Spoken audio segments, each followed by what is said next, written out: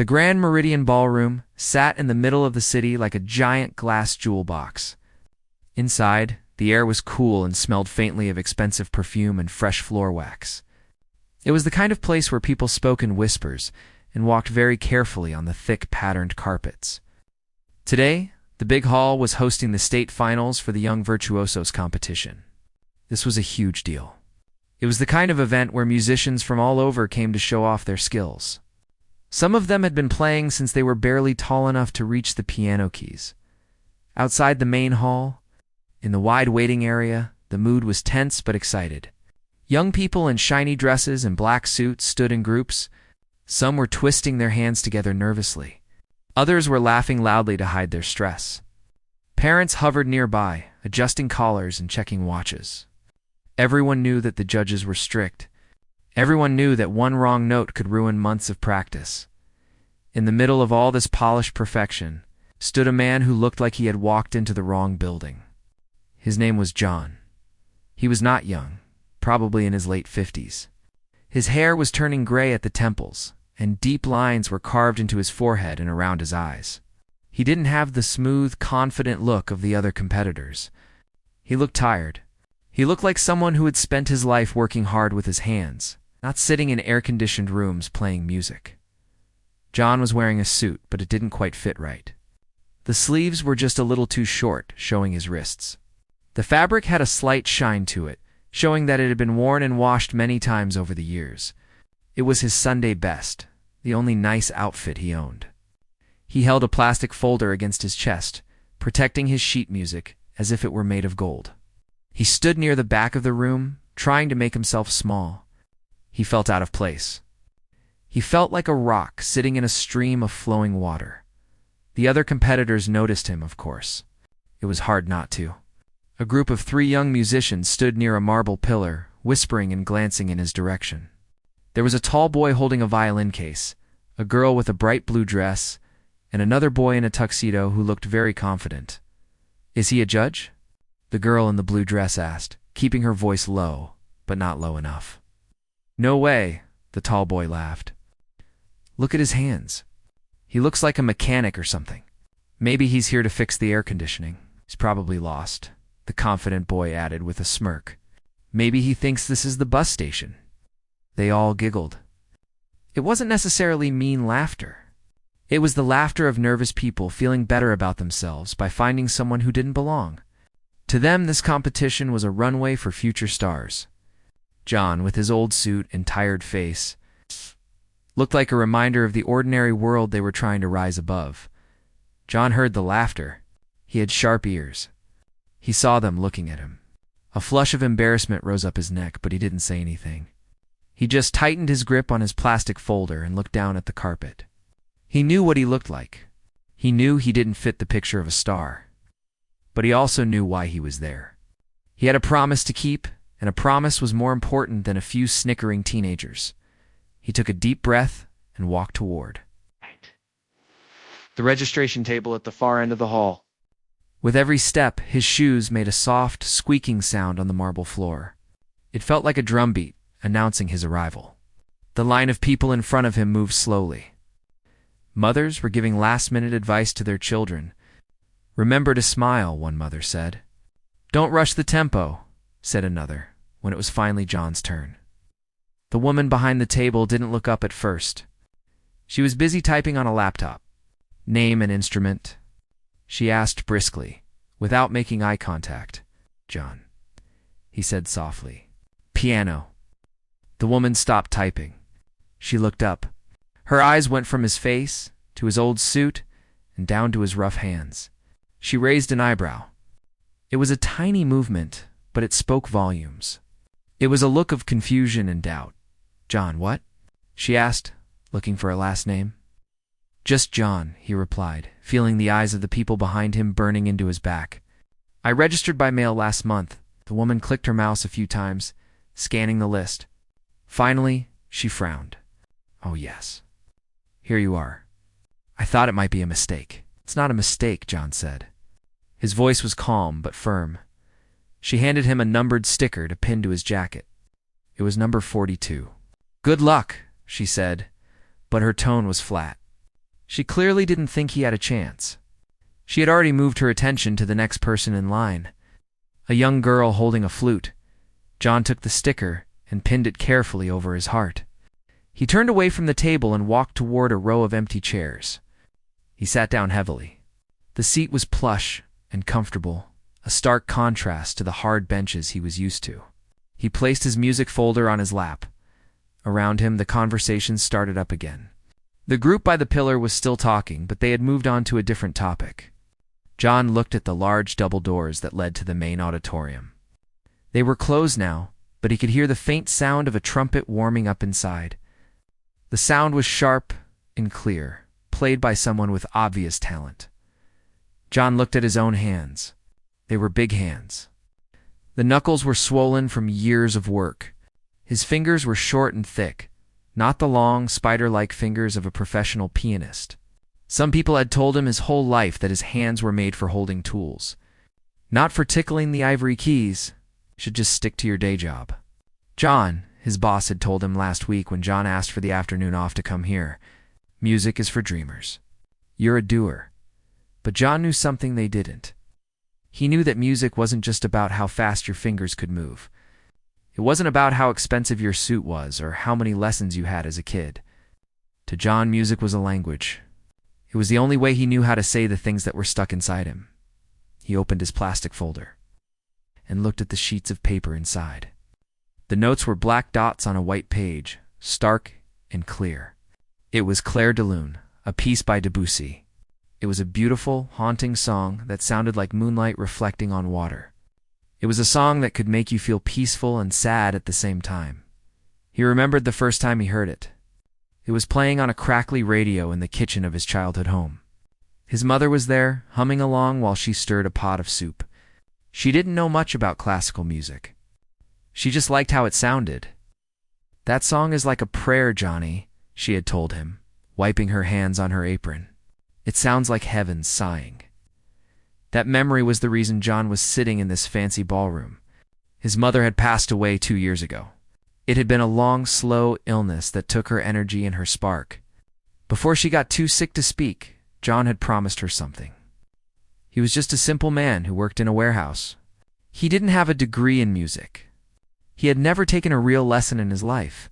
He had learned by watching videos and practicing on an old second-hand keyboard in his garage.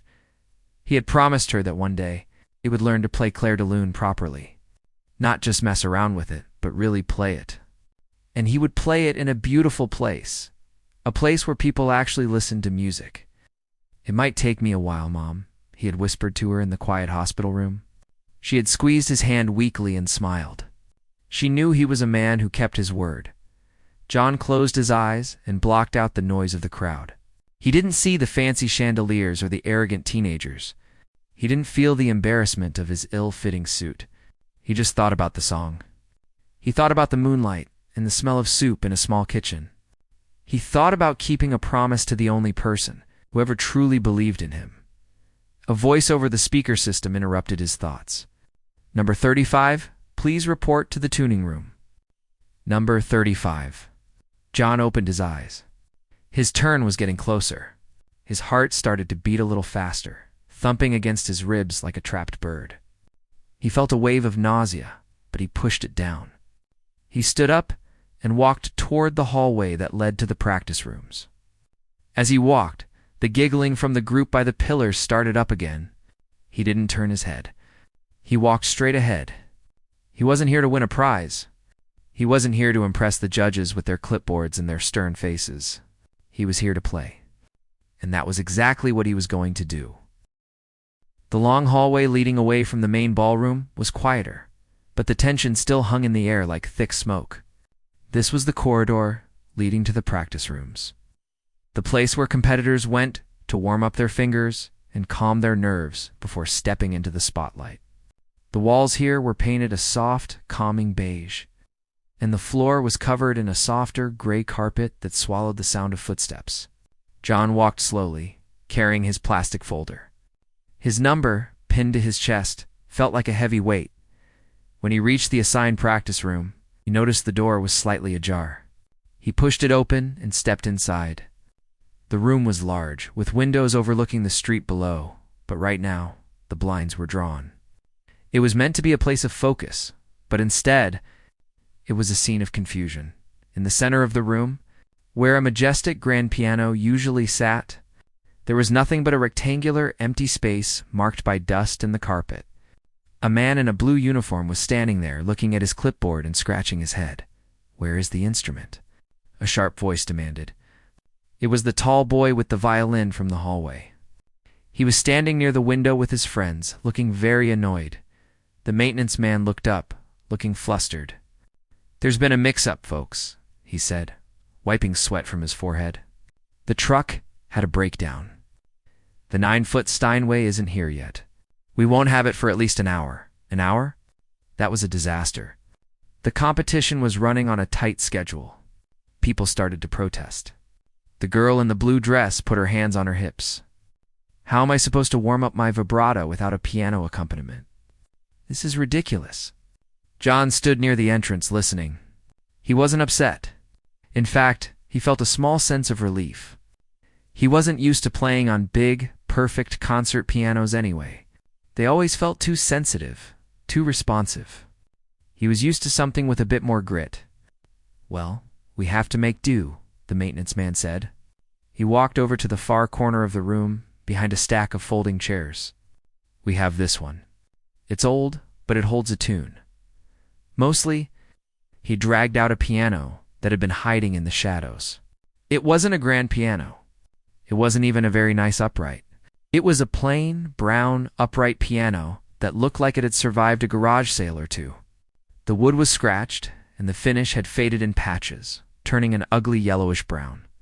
One of the casters was missing, so it wobbled awkwardly when the man let go of it. The cover over the keys was chipped at the corners. The room went silent for a moment, and then the laughter started. It wasn't the polite laughter of the ballroom. It was open mockery. "You've got to be kidding me," the confident boy in the tuxedo said. He walked up to the old piano and tapped the side with his knuckle. It made a hollow thumping sound. "This thing looks like it belongs in a junkyard, not a music competition."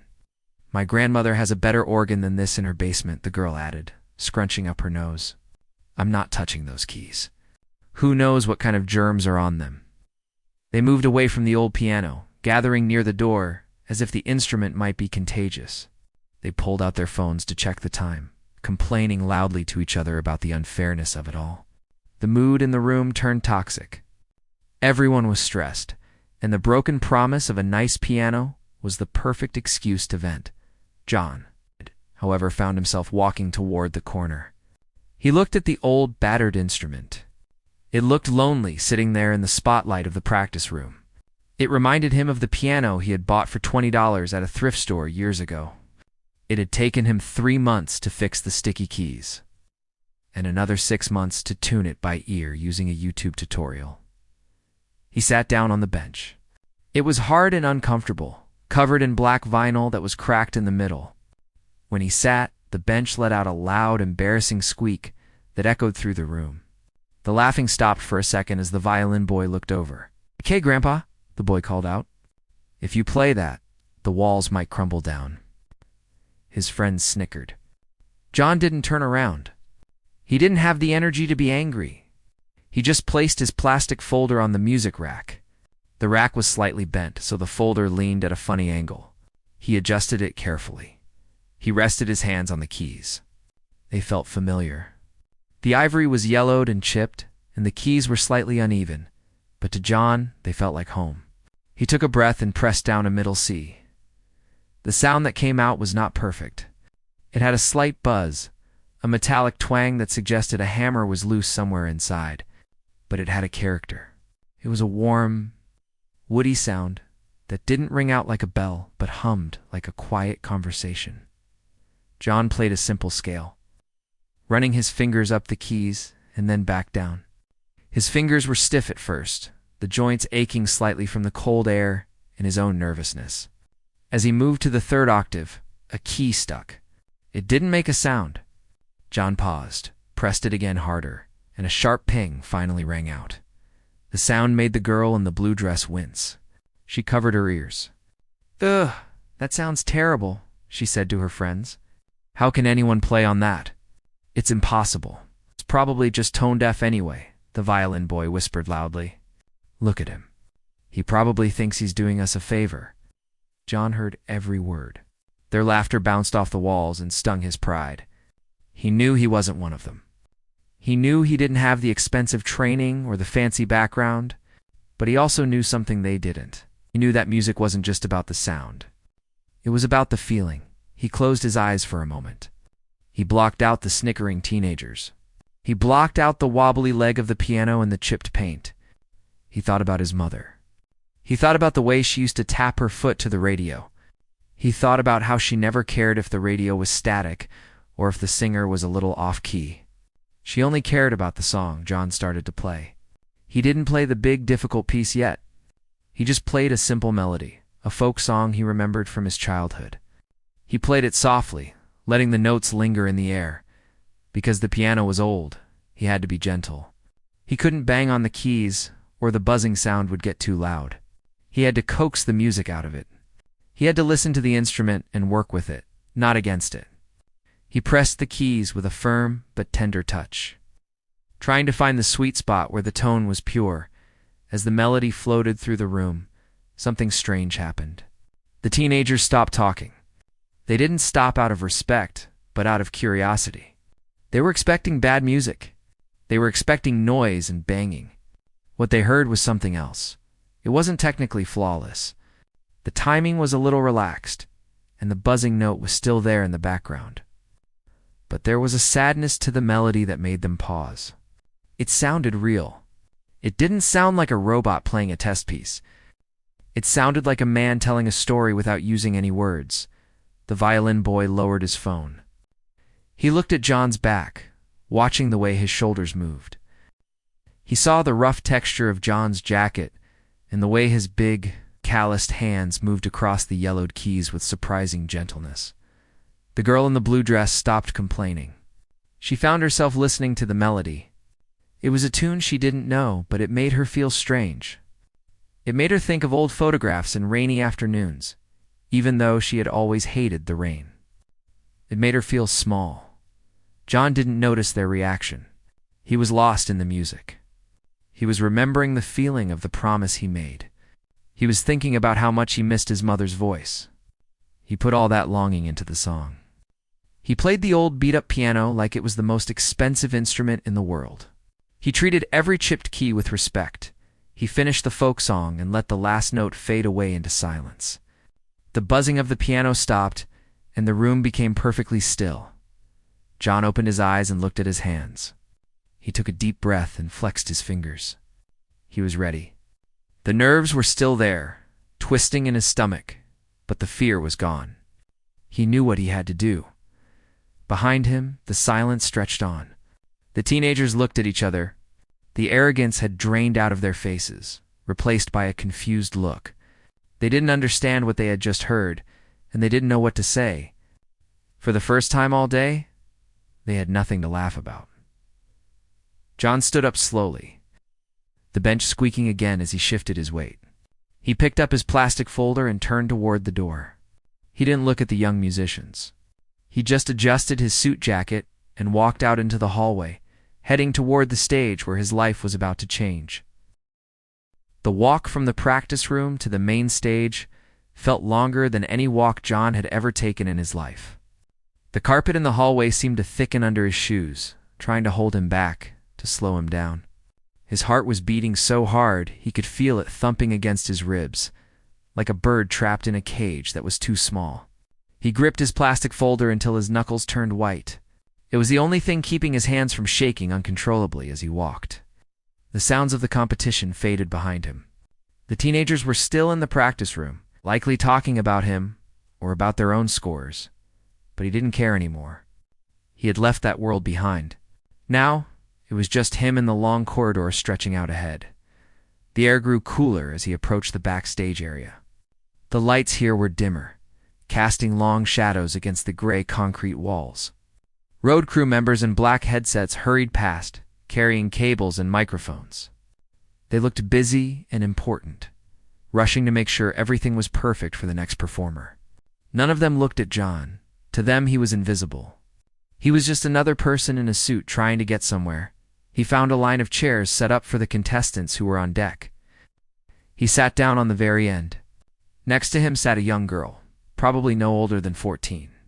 She was holding a flute, her hands trembling so badly that the silver instrument looked like it might slip from her grasp. She was staring straight ahead, her face pale, breathing in short, shallow gasps. John looked at her and saw himself, or at least the version of himself that existed a long time ago. He remembered what it felt like to be that young and that terrified. He felt a sudden wave of pity for her. She had her whole life ahead of her, and right now, this moment, felt like the most important thing in the world. He knew that feeling. He also knew that in 10 years, she probably wouldn't even remember this day, but he couldn't tell her that. "It's going to be okay," John said softly. His voice sounded rough and quiet in the busy backstage noise. The girl jumped, startled by his presence. She looked at him with wide, watery eyes. "I think I'm going to be sick," she whispered. John smiled gently. "Don't be sick on the dress. It's a nice dress." A tiny flicker of a smile crossed her face, just for a second. It was enough to break the tension. She took a deep breath and let it out slowly. "Thanks," she said. You've practiced," John said, not asking, but telling her. "The music is already in your fingers. You just have to let it out. Don't fight it," she nodded, looking back at her flute with a little more courage.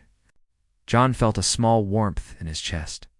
Helping her made him forget his own fear for a moment. It reminded him that he wasn't here to beat anyone. He was just here to add his voice to the chorus. Just then, the heavy curtains parted as a previous contestant walked off stage. It was a young pianist who looked like he had just won the lottery. He was beaming, pumping his fist in the air. The audience could be heard applauding politely from the other side of the thick fabric. The boy's mother rushed over, hugging him and smoothing his hair. "You were wonderful, absolutely perfect," she gushed. John watched them. He didn't feel jealousy. He just felt a deep sense of distance. That was their world. A world of perfect scores and gold medals. He was a visitor from a different world. A world of late rent, dirty dishes, and quiet promises made in hospital rooms. A man with a clipboard and a stern expression walked down the line of chairs. He stopped in front of John. "Number 42, the man asked. John stood up. "Yes, that's me. You're on in 2 minutes," the man said, looking at his watch. "Make sure you adjust the bench before you start. The judge hates it when people fidget." John nodded. "Okay, thank you." The man moved on to the girl with the flute. "Number 43, you're up after him." John took a deep breath. This was it. There was no turning back now. He straightened his tie and picked up his music. He walked toward the dark slit in the wall that led to the stage. The stage manager was standing there, holding a cue card, looking bored. "Hey, good luck," the manager mumbled. Barely looking up, John stepped through the curtains. The change in atmosphere was instant. The air was hot and bright. Hundreds of spotlights shone down from the ceiling, blinding him. He couldn't see the audience at first, just a vast, dark void that seemed to stretch on forever. The only thing he could see clearly was the piano. It was a massive, black Steinway grand. It sat in the center of the stage like a sleek, dangerous beast. The lid was propped open, reflecting the lights. It looked terrifyingly perfect. It was nothing like the battered old upright in the practice room. This machine was built for precision. It was built for virtuosos. It looked like it could sense that John didn't belong there. The wooden floor felt slippery under his shoes as he walked out. The silence in the room was heavy. It wasn't a peaceful silence. It was a waiting silence. It felt like the entire room was holding its breath, waiting for him to make a mistake. Waiting to see what this old man in the ill-fitting suit was going to do. As John walked across the stage, he heard a sound. It was a low murmur, like wind moving through trees. It was the audience whispering. He couldn't make out the words, but he knew what they were saying. They were confused. They were looking at the program and wondering who he was. They were judging him before he even touched a key. He reached the piano and turned to face the crowd. As his eyes adjusted to the lights, he could see the front rows. He saw the judges sitting at a long table, looking severe and professional. He saw the VIPs in their velvet seats. And there in the front row, he saw the group of teenagers from the hallway. They were sitting with their arms crossed, wearing smirks that dared him to be good. John felt a flash of panic. His knees felt weak. What was he doing here? Who did he think he was? He was just a warehouse worker. He wasn't an artist. The weight of his mother's memory suddenly felt incredibly heavy. What if he let her down? What if he played and no one heard anything but noise? What if he forgot the notes? He closed his eyes for a brief second. The darkness was comforting. He blocked out the lights. He blocked out the judges. He blocked out the smirking teenagers. He thought about his promise again. It wasn't a promise to win. It wasn't a promise to be famous. It was a promise to play. He thought about the song he had chosen. Clair de Lune. It meant moonlight. It was a song about quiet beauty. It wasn't a show-off piece. It wasn't about speed or power. It was about feeling. It was about the way the moon looks when it shines on a still lake at night. He took a slow, deep breath, filling his lungs with the hot, dusty air of the stage. He let it out slowly. When he opened his eyes again, the fear was still there, sitting in the pit of his stomach. But it was smaller now. It was manageable. He sat down on the bench. The leather was cool and smooth. It creaked slightly, a tiny sound that was swallowed by the vastness of the room. He reached out and adjusted the height of the seat, just like the stage manager had told him. He wanted to be comfortable. He wanted to be ready. He placed his music folder on the rack. For a moment, he considered opening it. He needed to look at the notes, didn't he? But his hand stopped. He remembered the practice room. He remembered how the melody had felt under his fingers. He remembered the way the music seemed to flow when he stopped thinking about the dots on the page and started thinking about the story. Slowly, John closed the folder. He pushed it to the side, leaving the music stand empty. He saw one of the judges raise an eyebrow. He saw the teenagers lean forward, whispering again. They probably thought he was crazy. Playing a Debussy piece from memory, without sheet music? It was arrogant. Or maybe it was just stupid, but John didn't care. He wasn't playing for them. He wasn't playing for the judges. He wasn't playing for the score. He placed his hands on the keys. They were cold and smooth. He felt the vibration of the instrument through his fingertips. He felt the stillness of the room. He felt the ghost of his mother standing right beside him, her hand on his shoulder. He didn't rush. He waited. He let the silence stretch out until it became uncomfortable. He wanted the room to be ready. He wanted them to stop whispering.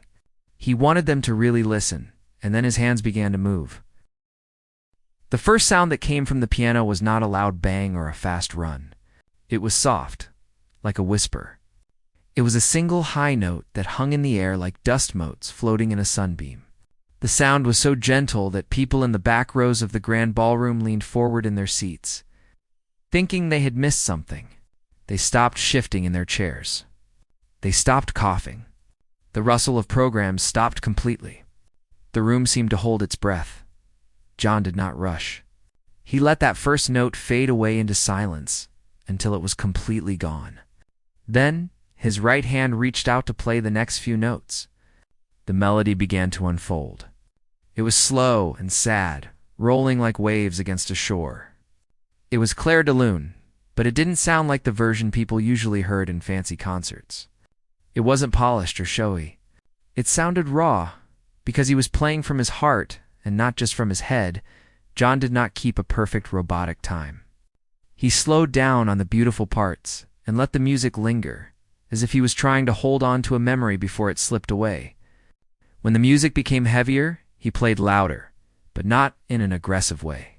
It sounded like a plea, like someone asking for forgiveness. The sound coming from the massive Steinway was incredible. It was rich and full, filling every corner of the high-ceilinged room. The bass notes rumbled deep in people's chests, while the high notes sang like a clear voice. John's hands, which looked so rough and awkward when he was walking, suddenly looked graceful. His fingers pressed into the keys with a weight that showed he understood the gravity of every single chord in the front row. The group of teenagers who had laughed at him earlier went completely silent. The girl in the blue dress had her arms crossed, ready to be bored, but now her hands slowly dropped to her lap. She watched John's face. His eyes were closed. His head was tilted slightly back. He looked like he was in a trance. She had never seen anyone look like that while playing. Usually, the musicians she knew looked stressed, counting the beats in their heads. John looked like he was somewhere else. The confident boy in the tuxedo stopped smirking. He knew this piece. He had played it himself a few years ago. He knew it was technically difficult, but he realized that John was doing things with the rhythm that weren't written on the page. He was taking risks. He was playing the silence between the notes just as much as the notes themselves. The boy felt a strange knot form in his stomach. He realized that he had never actually felt the music before. He had only played the notes, but John wasn't thinking about them. As his hands moved across the ivory keys, his mind was far away from the ballroom. He was back in his small, dimly lit living room. He saw the worn armchair where his mother used to sit. He could almost smell the lavender soap she used and the soup bubbling on the stove. He remembered the sound of her humming while she watched the rain against the window. Every note he played was a word he wanted to say to her. The rising melodies were his questions. Where did you go? Why did you leave me? The falling, gentle melodies were her answers, peaceful and reassuring. The music became a conversation between a grieving son and the mother he missed more than anything in the world. As the song moved into the middle section, the music became more complex. The notes flowed faster like a stream rushing over rocks. John's left hand kept a steady heartbeat rhythm while his right hand danced above it. The sound swelled, filling the room with a wash of emotion that was almost too much to bear. It was beautiful, but it ached. It was the sound of longing. An older woman in the fifth row dabbed her eyes with a handkerchief. She didn't know John, and she didn't know his story, but the music spoke a language everyone understood. It spoke of love and loss. It reminded her of her own parents, of things she had forgotten, and of feelings she had pushed down for years. The man sitting next to her, a businessman who had come to watch his daughter, stopped checking his phone. He just stared at the stage, his mouth slightly open, mesmerized by the sound. Even the judges were affected. The judge in the middle, a woman known for being very strict and hard to please, put down her pen. She had been ready to mark down points for the man's appearance or his lack of sheet music. But now, she couldn't move. She forgot about the rules. She forgot about the technique. She just listened. She saw a man standing bare in front of hundreds of people, showing them his soul. It was rare. It was something she might only hear once in a lifetime. John's fingers began to ache. He was an older man, and he wasn't used to playing a concert instrument with such heavy action. But he didn't stop. He used the pain to fuel the music. He pushed harder into the keys, pouring his physical strength into the sound. He wanted the last part of the song to be the most important. He wanted it to be a gift. The music began to slow down again. The chaotic, rushing water of the middle section calmed down. It returned to the deep, rolling waves of the beginning. The melody became simpler, softer. It sounded like the end of a day, when the sun goes down and the world gets quiet. It sounded like a final goodbye. John played the final chords. He didn't rush them. He let them ring out, full and deep, filling the ballroom with a warm, golden sound. And then his hands lifted from the keys. He didn't pull them away instantly. He left them hovering just above the ivory for a moment, as if the music was still flowing through his fingertips, reluctant to let it go. Then, silence fell over the Grand Meridian Ballroom. It wasn't the polite silence of waiting for the song to be over. It was a heavy, thick silence. No one moved. No one breathed. The sound of the piano seemed to hang in the air, echoing in their hearts. The teenagers in the front row were frozen. The girl with the flute, waiting in the wings, peeked around the curtain and saw the audience staring. She wondered what had happened. John sat on the bench, his back to the crowd. His head was lowered. His shoulders were slumped forward. He looked smaller now, like a balloon that had let all its air out. The rush of the performance was leaving him, replaced by a deep, exhausting wave of sadness. He wasn't thinking about the applause. He wasn't thinking about the judges. He was just missing his mother. The music had opened a door, and now that it was closed, he felt the emptiness of the room more than ever. A full 10 seconds passed. Usually in a competition, there would be a polite clap immediately after the last note. But this time, there was nothing. It was as if the audience was asleep, or as if they had collectively forgotten where they were. Then, sound broke the quiet. It came from the third row. A sharp, distinct sob. A woman had been so moved by the music that she couldn't hold it in. Once that sound escaped, it was like a dam breaking. Another person sniffed loudly. A man in the back cleared his throat, trying to hide the fact that he was crying. The girl in the blue dress looked at her friends. Their confident masks were gone. They looked confused and humbled. They realized that while they knew how to play notes, they didn't know how to play music. Not like this. They looked at John's back with a new kind of respect. They saw a man who had taken his pain and turned it into something beautiful. The judge in the middle wiped her eyes quickly, trying to compose herself before the cameras flashed. She looked at her colleagues and saw that they were just as shaken. On the stage, John took a shuddering breath. He wiped his eyes with the sleeve of his ill-fitting suit. He realized that the music was done. He had to face them. He had to leave this safe, dreamlike state and go back to the real world. He was terrified that when he turned around, he would see boredom or indifference. He didn't think he could handle that. Slowly, he turned around on the bench to face the audience. His face was wet with tears. He looked vulnerable and old. He braced himself for the reaction, expecting the worst. But as he looked out into the blinding lights, he saw a sea of faces that were transformed. The judgment was gone. The arrogance was gone. There were only tears and shining eyes. John looked out at the hundreds of faces hidden in the shadows of the auditorium. He saw the glistening of tears catching the stage lights. He saw the handkerchiefs coming out of pockets and purses.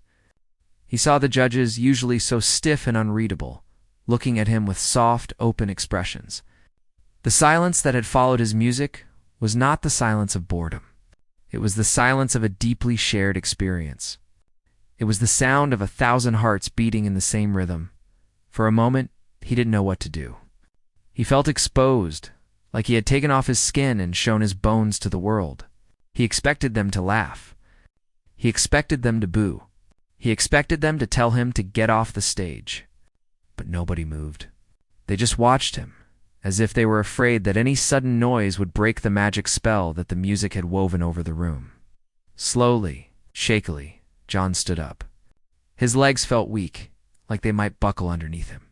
He wiped his face with the sleeve of his jacket, trying to regain some composure. He turned to face the piano and gave it a gentle, respectful pat on the side, as if it were an old friend who had helped him through a hard time. Then he turned to the audience and bowed. It wasn't a fancy theatrical bow. It was a simple bow of gratitude. He was thanking them for listening. He was thanking whatever power had let him get through the piece without falling apart. As he straightened up, the dam finally broke. A sound started in the back of the room. It was clapping, but it wasn't the polite, sparse clapping that usually happens at these competitions. It was a roar. It started with one person, maybe the woman who had been sobbing, and then spread like wildfire. Within seconds, the entire ballroom erupted. It wasn't just applause. It was a thunder of emotion. People began to stand up. First just a few, then whole rows, until the entire audience was on their feet. The sound was deafening. It washed over John like a physical wave. He stood there, stunned, his mouth slightly open. He had never heard anything like it in his entire life. He had only ever heard that kind of noise for famous people on television. In the front row, the teenagers were standing too. The confident boy in the tuxedo wasn't smirking anymore. He was clapping his hands together hard, a look of genuine wonder on his face. He looked at his friends and shook his head, mouthing the word, "Wow." The girl in the blue dress was clapping and wiping her eyes at the same time. They realized that they had witnessed something rare. They had seen that perfection isn't about playing the right notes. It's about playing with the right soul. The old man in the worn suit had taught them a lesson that no music teacher ever could. The judges were clapping as well. The stern woman in the middle had a broad smile on her face. She knew that this was a moment she would remember for the rest of her career. She forgot her scoring sheet. She forgot the rules. In that moment, there was no competition. There was only the music. John took another bow, deeper this time. His heart was swelling with a feeling he hadn't felt in a long time. It wasn't pride. It was relief. He had kept his promise. He had played the song for his mother. He had put his love for her into the world, and the world had accepted it. For the first time since she passed away, the heavy weight of grief in his chest felt just a little bit lighter. It was still there, but it wasn't crushing him anymore. He picked up his plastic folder from the top of the piano.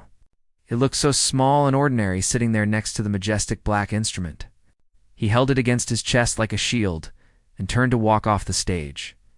As he walked toward the side wings, the applause grew even louder. People were cheering, calling out bravo, and encore.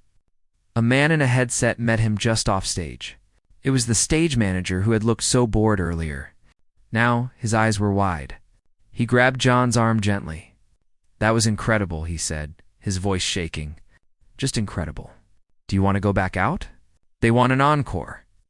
John shook his head slowly. "No," he said softly. "I said what I needed to say. There is nothing left to say." The manager nodded, understanding completely. He stepped aside to let John pass. Back in the hallway, the air felt different. The tension was gone. John walked past the waiting area where the next group of contestants was gathered. They all stopped talking as he walked by. They looked at him with a mixture of awe and respect. The girl with the flute, the one he had comforted earlier, gave him a tiny thumbs up. Her face was glowing. He smiled back at her, a tired but genuine smile. He walked all the way to the exit of the building. He didn't go back to the waiting room to hear the results. He didn't care about the trophy. He didn't care about the score. He had already won as he pushed through the heavy glass doors of the Meridian Ballroom and stepped out onto the street. The cool evening air hit his face. The city was bustling with life. Cars were driving by, horns were honking, and people were rushing home from work. The world was still turning, exactly as it had been when he walked in 2 hours ago. But to John, the world looked different. The colors seemed brighter. The noises of the city sounded like music instead of chaos. He reached into his pocket and pulled out his phone. There were no messages, which was what he expected. He was alone in the city, just a regular guy in an old suit. But he didn't feel lonely. He looked up at the sky. The sun had gone down, and the moon was beginning to rise. It was a pale white crescent hanging over the tall buildings. It was beautiful. John stood there on the sidewalk for a long time, just looking at the moon. He thought about his mother. He hoped that somehow, wherever she was, she had heard him. He hoped she knew that he hadn't forgotten. He hoped she knew that he loved her enough to face his biggest fear just to play one song for her. "You were right, Mom," he whispered to the empty street. "It is like a prayer." A taxi drove past and slowed down, the driver looking for a fare. John waved his hand, letting him know he didn't need a ride. He didn't want to go home yet. He wanted to walk. He wanted to feel the pavement under his feet and the cool air on his face.